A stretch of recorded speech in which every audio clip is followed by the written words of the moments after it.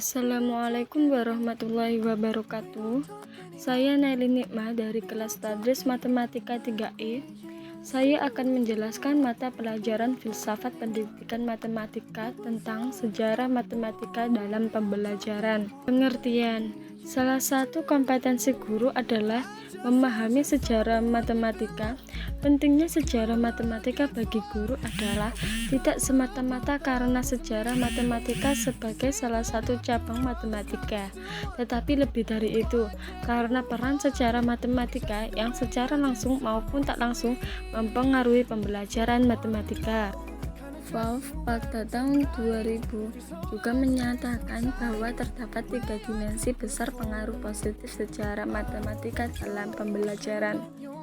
Yang pertama, understanding atau disebut juga pemahaman. Yang dimaksud adalah perspektif sejarah dan perspektif matematika atas struktur modern saling melengkapi untuk memberikan gambaran yang jelas dan menyeluruh tentang konsep dan teorema, serta bagaimana konsep-konsep saling berkaitan.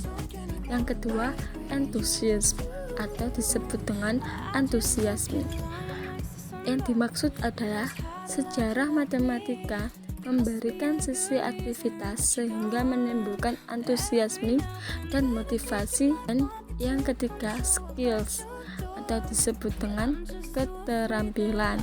Yang dimaksud adalah memacu keterampilan menata informasi, menafsirkan secara kritis berbagai anggapan dan hipotesis, menulis secara koheren, mempresentasikan kerja, dan menempatkan suatu konsep pada level yang berbeda. Yang kedua, beberapa tokoh matematika. Tokoh-tokoh matematika telah banyak dirangkum para sejarawan hingga ribuan jumlahnya. Yang pertama, Pythagoras pada abad 580 sampai 500 Masehi. Pythagoras yang lahir di Pulau Samos atau di Turki mendirikan perguruan yang disebut perguruan Pythagoras. Dasar perguruan tersebut adalah bilangan yang mengatur segala sesuatu. Ada pula perguruan Pythagoras yang kita ketahui hanya dari tulisan Aristoteles, Euclid, Proclus, Diogenes Laertius, dan lain-lain. Ada pula bukti teorema Pythagoras dari perguruan Pythagoras berdasarkan gambar ini. Euclid pada abad 325 sampai 265 Masehi. Euclid dari Alexandria sangat terkenal dalam matematika. Data yang dapat dipercaya berasal dari Proclus sekitar tahun 420 Masehi. Euclid dipastikan pernah belajar di Akademi Plato di Athena.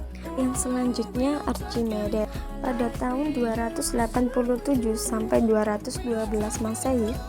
Archimedes berasal dari Syracuse, Pulau Sisilia yang menjadi koloni Yunani. Ia sering disebut sebagai matematikawan terbesar sebelum Isaac Newton. Pada saat Syracuse diserang oleh Romawi, Archimedes membantu dengan membuatkan beberapa mesin untuk mempertahankan kotanya. Selanjutnya, Brahmagupta pada abad 598 sampai 670 Masehi. Brahmagupta adalah kepala observatori astronomi di Ujjain yang merupakan pusat perkembangan matematika India saat itu.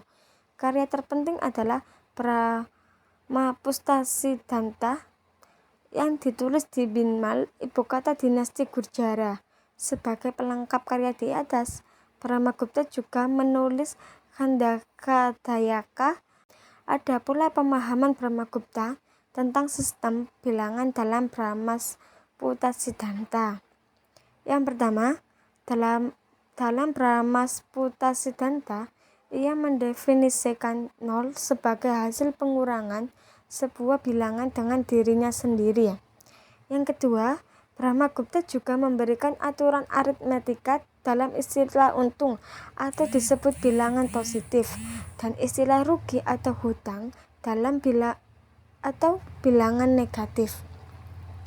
Yang ketiga, Brahmagupta juga memberikan metode perkalian yang menggunakan nilai tempat.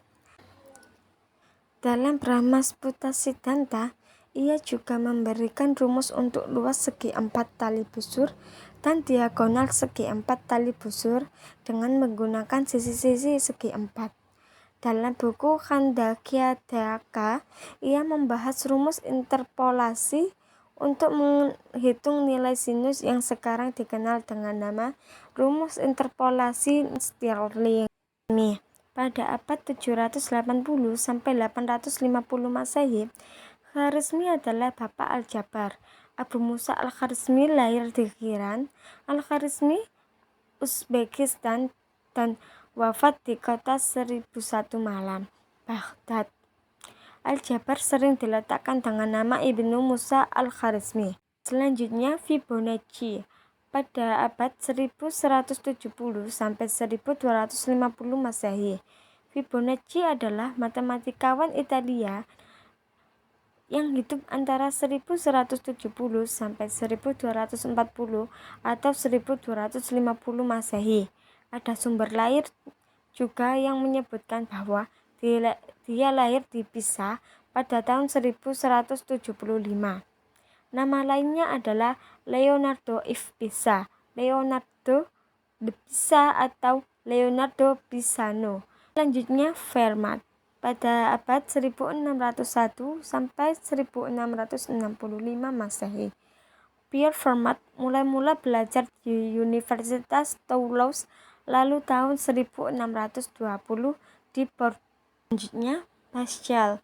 Pada tahun 1623 sampai 1666 Masehi. Blaise Pascal adalah anak ketiga dari Étienne Pascal. Blaise secara mandiri telah mempelajari geometri di usia 12 tahun. Dan selanjutnya Newton pada abad 1643 sampai 1727 Masehi. Isaac Newton dilahirkan di Lincolnshire, Inggris. Masa kecil Newton kurang mendapat perhatian. Menurut De Moivre, ketertarikan Newton pada matematika dimulai tahun 1663 saat ia dibelikan buku astrologi di Cambridge. Selanjutnya Gauss. Pada abad 1777 sampai 1855 Masehi, Carl Friedrich Gauss mulai masuk sekolah dasar saat berusia 7 tahun. Gurunya, Bodmer, terkejut saat Gauss dengan seketika dapat menjawab jumlah bilangan asli 1 hingga 100. Yang terakhir, Cantor. Pada abad 1854 sampai 1918 Masehi, George Cantor terkenal sebagai penemu teori himpunan. Kontribusinya ini mengubah wacana matematika pada 1870. Cantor berhasil menyelesaikan soal ketunggalan representasi fungsi atas darah trigonometri yang tak dapat dipecahkan sebelumnya. Demikian penjelasan dari saya. Kurang lebihnya mohon maaf. Assalamualaikum warahmatullahi wabarakatuh.